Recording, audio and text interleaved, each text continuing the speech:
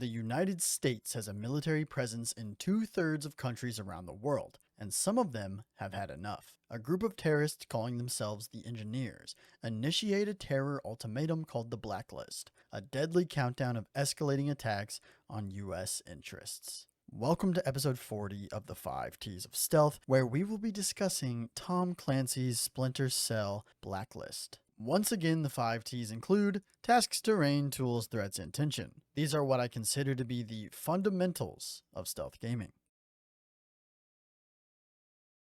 Alright people, the Splinter Cell hiatus has ended. After the disappointment of Double Agent, I am finally ready to present my take on Blacklist. There are 2 statements I need to make before we dive in. First, I played Blacklist on realistic difficulty, and second, it is my understanding that there is one game between Double Agent and Blacklist, which is Conviction. However, the game is unlisted on Steam, so here we are with Blacklist. Once again, Splinter Cell Blacklist puts you into the shoes of Sam Fisher. The game begins with the Engineers, the big bad terrorist organization of this game, blowing up the Anderson Air Force Base on the island of Guam, where Sam happens to be. The explosion occurs while Sam is in a chopper, which then swiftly crashes. This is when the player initially takes control, and the first mission, which functions like a tutorial, involves Sam retaking the base. Afterwards, the President of the United States invites Sam to lead 4th Echelon, with the primary objective of taking down the Engineers. Now, the Engineers didn't just blow up this base. They actually recorded their attack and uploaded the video along with the game's namesake, the Blacklist. The Blacklist is a list of attacks that will be committed on American soil at a regular interval. This sets up the formula of the game, which includes chasing down leads on the Blacklist and then defending against the attacks.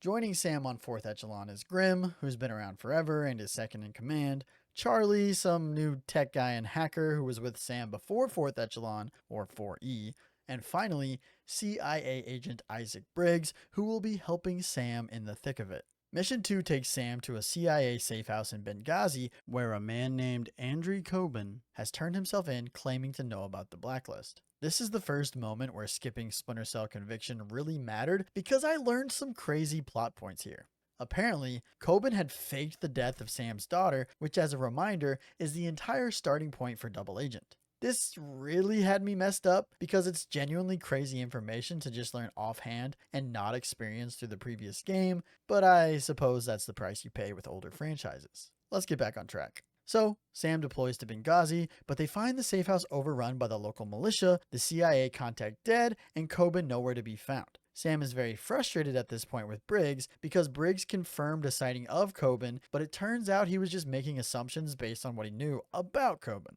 In other words, he didn't see Coben, just a man with a bag over his head that matched his build. Sam was very annoyed and exclaimed that assumptions kill. Charlie works some hacker magic and finds Coben at a nearby police station being held by the local militia. Sam works his way there and recovers Coben. This scene was actually pretty funny to me since Coben absolutely started freaking out when he realized it was Sam. This moment definitely could have hit harder if I knew more about their relationship than 1 or 2 lines, but still it was very clear that Coben feared Sam. Coben says something along the lines of, "Holy shit, he is here to save me." With Coben secured, Sam then moves to extract, which leads to a segment that more or less functions similarly to holding someone hostage. Sam has a hand on Coben's shoulder at all times and is limited to using his pistol, although it does appear that you get infinite ammo at this point. After interrogating Coben, 4E plans their next move, tracking the buyer of his weapons.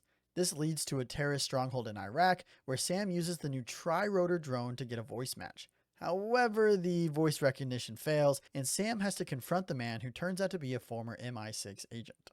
This former agent doesn't really give Sam any useful information, but Grim chimes in to inform Sam of an outgoing broadcast at the facility.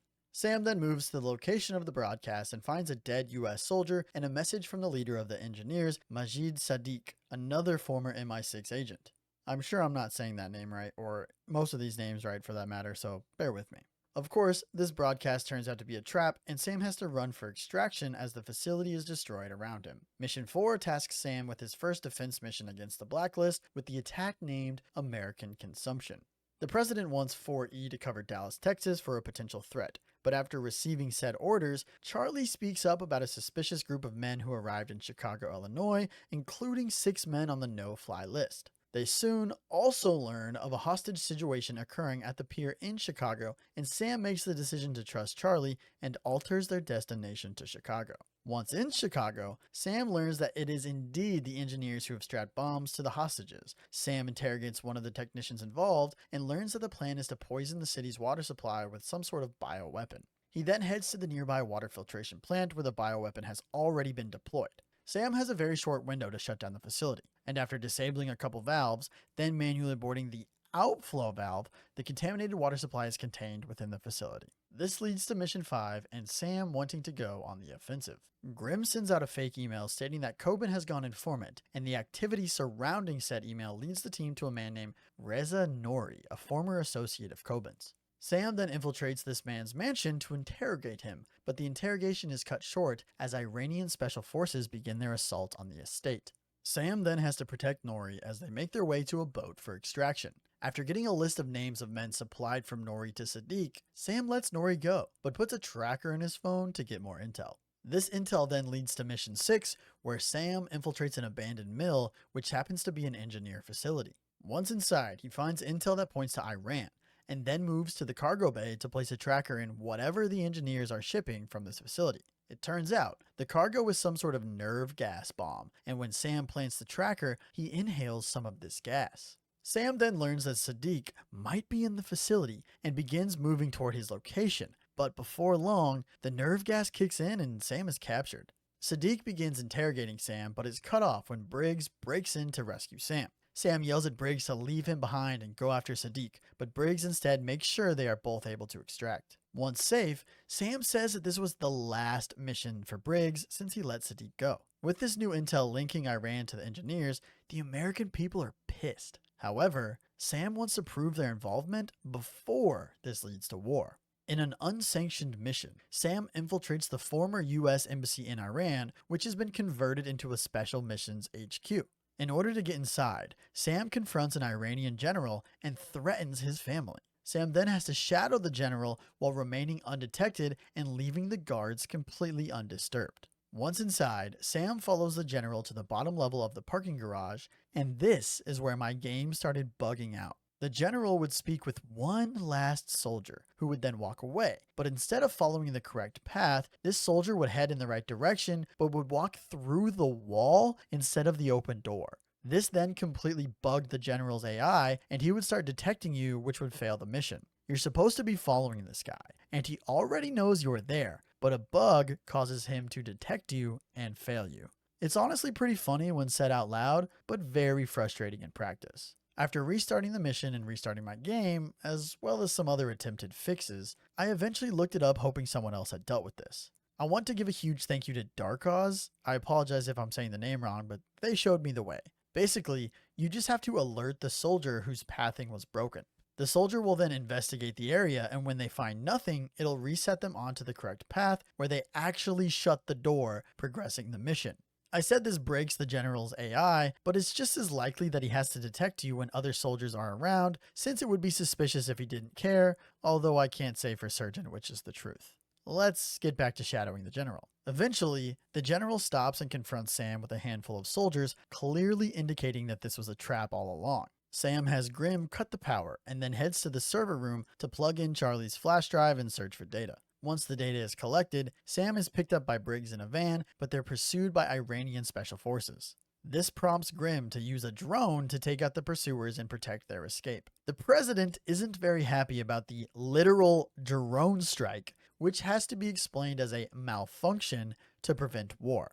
After the data is processed, Iran is cleared from any involvement with the engineers. I actually want to stop to dive into this mission a little more before we move on, since it really bothers me.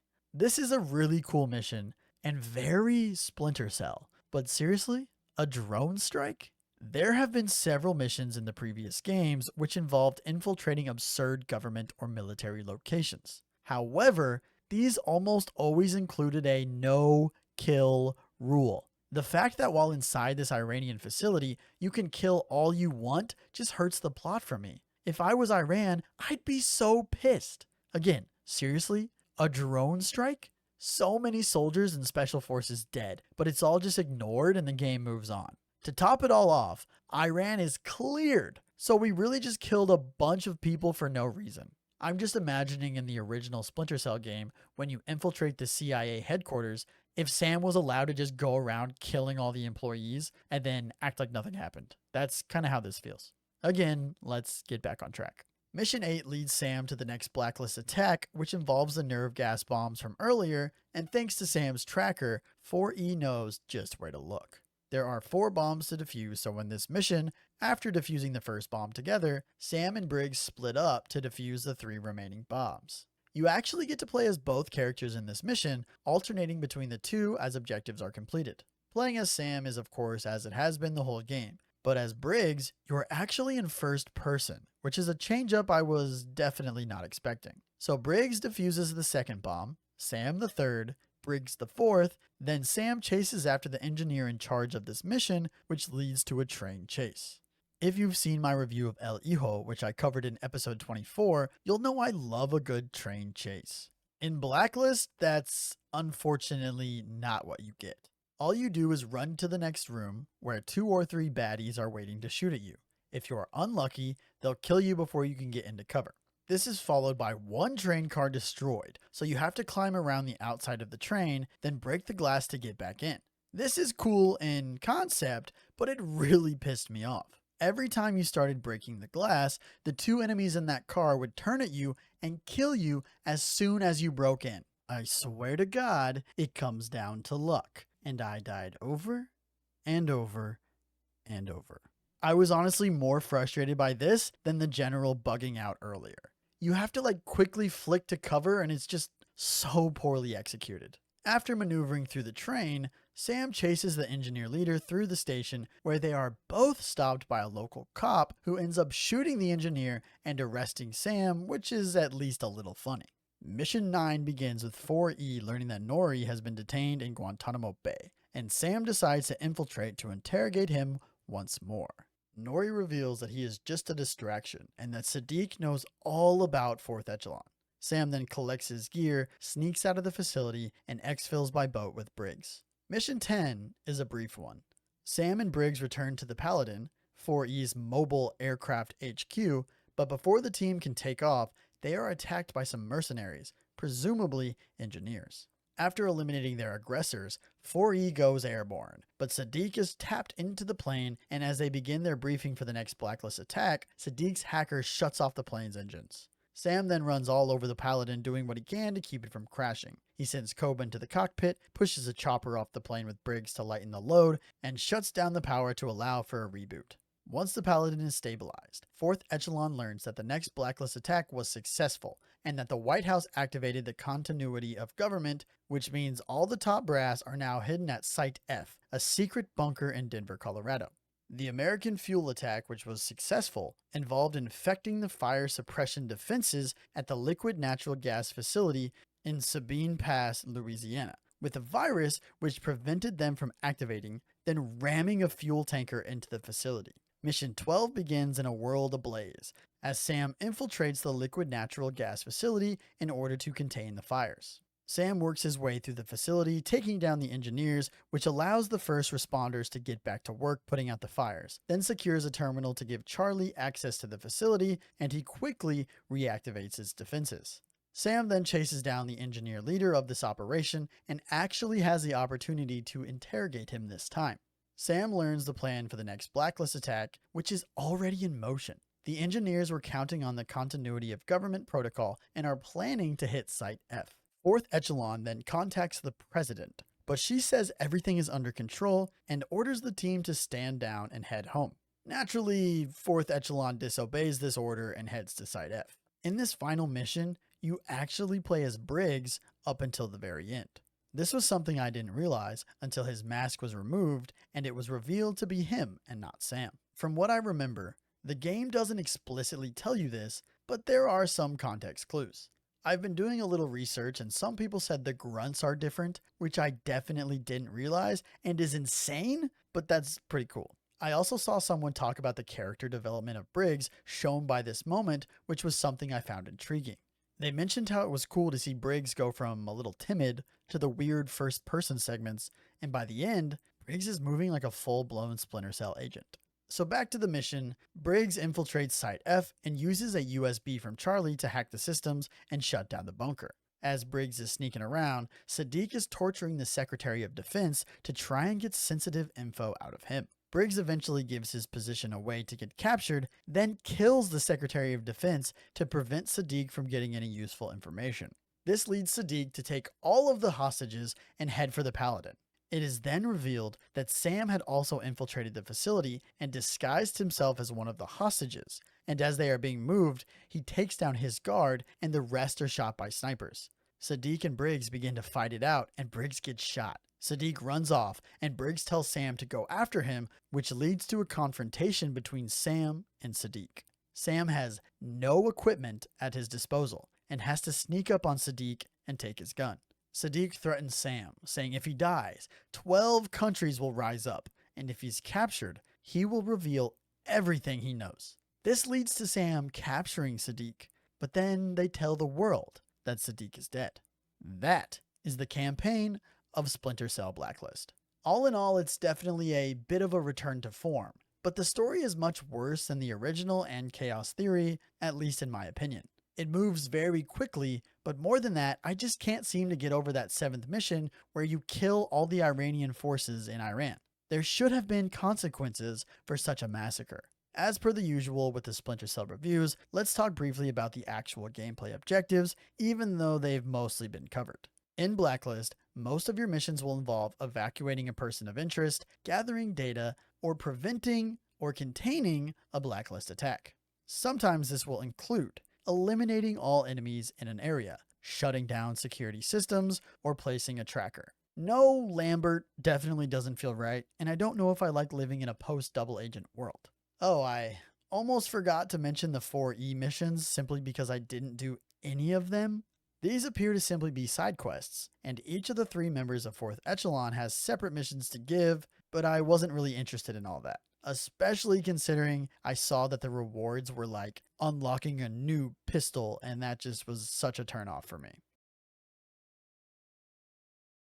I would say that Blacklist is mostly a return to form in terms of the level design for the franchise. The ability to choose your own path, which I've talked about many times, is very present in this game. In other words, player creativity is encouraged, and as always, I love that. Let's talk locations. In Blacklist, you'll start at a US Air Force base, but this mission is incredibly brief, so we won't really count it. Next, you'll traverse through a CIA safe house, a police precinct, an insurgent stronghold, which is kinda like ruins, a Chicago pier, a water filtration plant, a private estate, an abandoned mill, the Special Missions headquarters in Iran, a transit yard, a detention facility in Guantanamo Bay, an airstrip, a natural gas facility, and an underground government bunker. Some of these locations are brief within missions, while others are the main attraction. Starting with something brief, I enjoyed the water filtration plant segment quite a bit. There were 2 sides you needed to explore, and you could choose whichever you wanted to start with, and there were several different routes to get from one side to the other, whether that was climbing a ladder back up to the starting point, sneaking around the edges, or moving through a vent.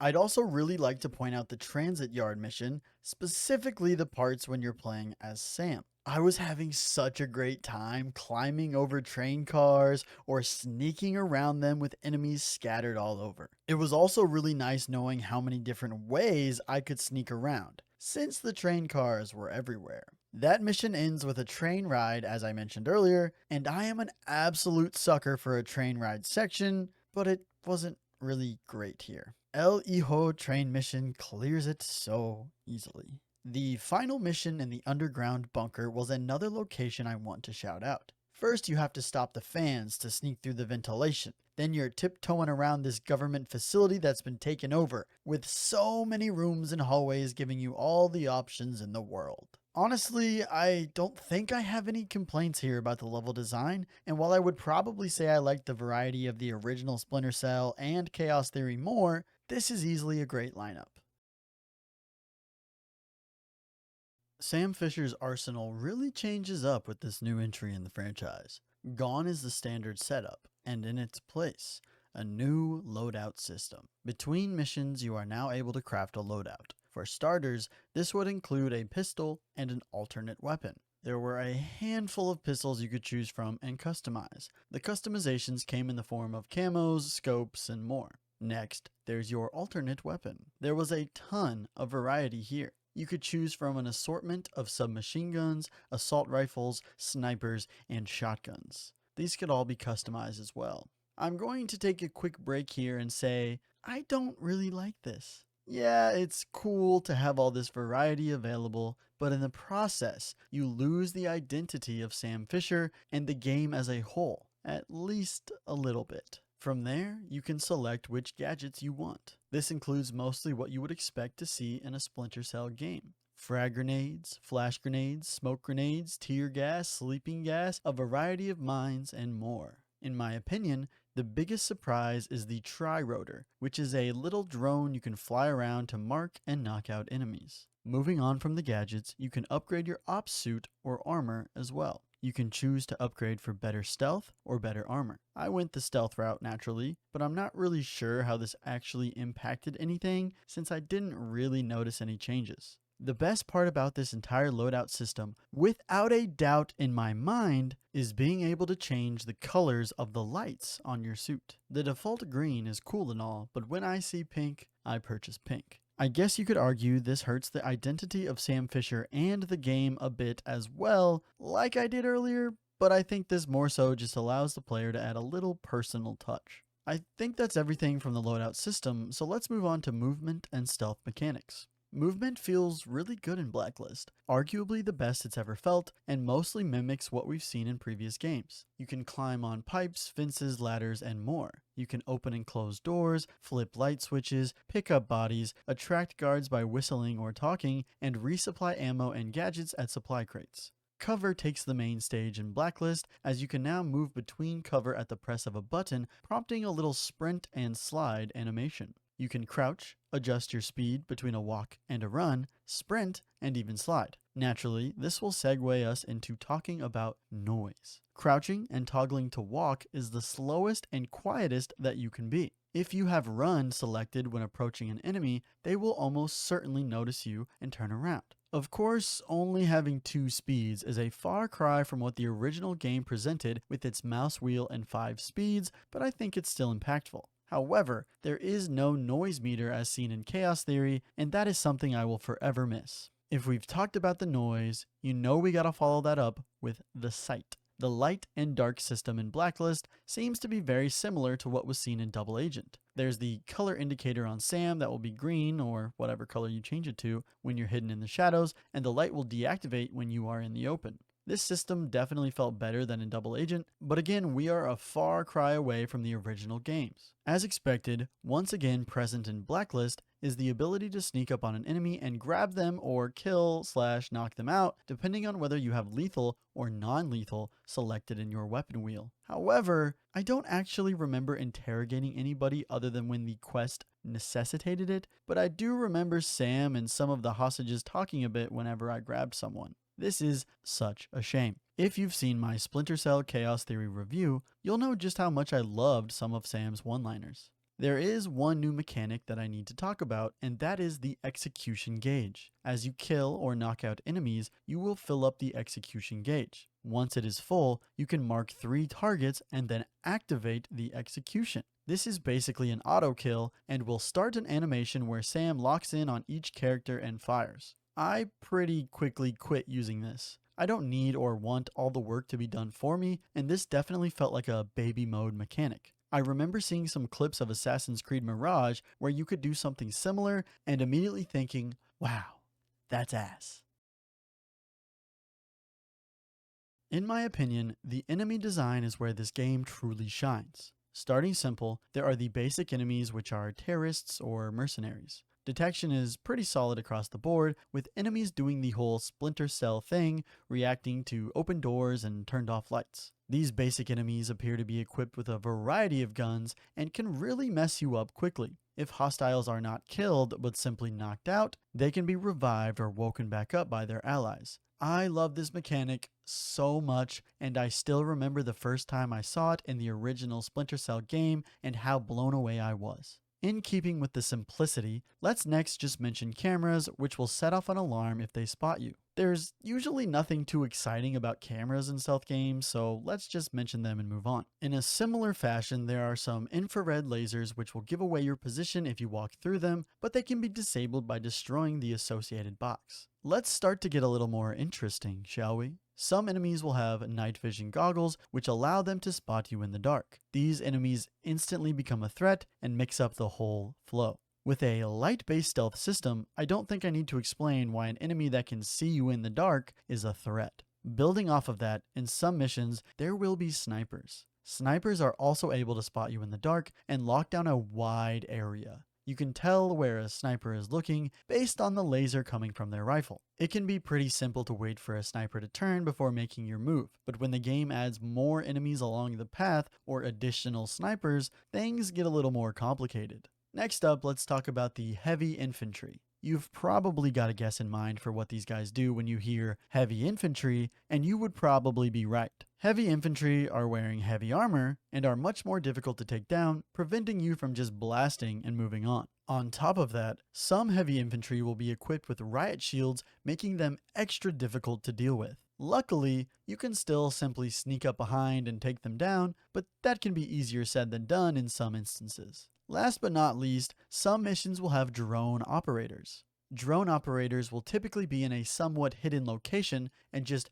messing around on a tablet, which controls these little car drones that drive around and cover an area. These drones will give away your position if they spot you, and destroying one will alert the operator that something has happened to his drone and he needs to make repairs. I really like the diversity here, since each mission or section can feel completely different based on which enemies you encounter. Do you have to plot your course more efficiently since there are enemies who can see you in the dark, or do you have to focus on flanking since the heavy infantry prevent you from walking through a room blasting? I love these internal planning sessions, and they become all the more interesting with such a solid diversity of enemies. Oh, I almost forgot to mention dogs as well. Dogs are honestly pretty scary in Blacklist. These damn animals can smell you from pretty far away and require you to be extra careful with your spacing as you progress through your planned route. I did have one weird issue with the enemies in this game, however. At times I would notice an enemy walking in place, which is weird in and of itself, but that was before I really inspected the situation. My interpretation is that sometimes enemies would somehow duplicate themselves and then walk into each other, causing them to overlap and get stuck in place. Splinter Cell Blacklist can absolutely be a difficult game depending on what you find in each room. If you're dealing with basic enemies, then it's not super difficult. But when the quantity and diversity of enemies increases, each interaction is that much more difficult. I specifically remember one section when escaping from the Iranian facility where you have very limited cover and encounter 3 basic enemies and 1 shielded heavy infantry. I tried so many different variations of throwing noise distractions or knockout mines and just kept trying different strategies and patterns, learning what I could get away with and what left me screwed. This shielded heavy infantry soldier really just added a big obstacle to the puzzle, and I loved figuring out just how to solve it each time. I believe I mentioned it in my review of the original Splinter Cell game, but I mentioned how I enjoyed that the shooting felt horrible since it forced me to avoid running through an area headshotting every enemy around. It prevented me from getting trigger happy, which happens to me in so many military stealth games like the Sniper Ghost Warrior franchise. With the major improvements to how shooting felt, I found myself partaking perhaps a bit too much. I think each interaction becomes oversimplified when you simply shoot all the enemies from behind cover and never get spotted. This is again another reason why I love the enemy variety, since it forces you to focus more on your actual stealth skills rather than seeing how many enemies you can shoot before someone gets suspicious. While I think this game is outclassed in most, if not all, aspects by the original Splinter Cell and Chaos Theory, I think it's very easily the king when it comes to threats. If I theoretically wanted to build the perfect Splinter Cell game, I would definitely look to Blacklist for the enemy design. While I walked away quite impressed by Blacklist, I must say my initial impression was very bad. In fact, in my notes, I even wrote, in all caps, "I want to quit." This feeling was based on a few factors. When I read the Steam reviews, I noticed many people mentioning crashes every 30 minutes, and at just about an hour of gameplay, I had experienced 2 crashes and was on pace with everyone else. However, I kept reading reviews and luckily enough, found the fix. This was something I had never done before, but the people were saying to put offline mode in launch options, so I tried it and it worked. The next reason involved linking my Ubisoft account, and this was a nightmare. Startup was incredibly slow, and I swear I had to log into my Ubisoft account over and over, and had doubted that the game was actually going to launch at all. The final straw was the massive loadout system. When I first got into this, I was so distraught. It felt like so much bloat with all the different weapons, attachments, and armor. I was genuinely ready to mourn the franchise. I loved the identity of Sam Fisher with his gadgets, and while I have no problem with evolving, this is just throwing all that out of the window, so I was a little upset. However, as I mentioned, pink goggles kind of made it all worth it. Tom Clancy's Splinter Cell Blacklist is far from a perfect return to form for the franchise, but that's not what it's trying to be. Blacklist takes the classic franchise we know and love and tries to modernize it. In some ways, this is a success, and others, not so much. But all in all, I would say Blacklist is a good game with or without Splinter Cell attached to it.